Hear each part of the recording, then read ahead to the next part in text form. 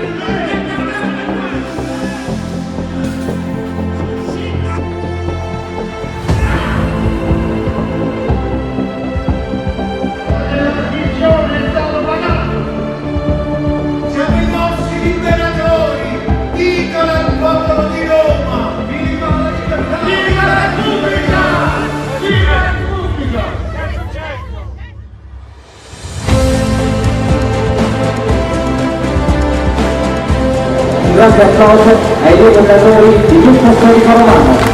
Grazie.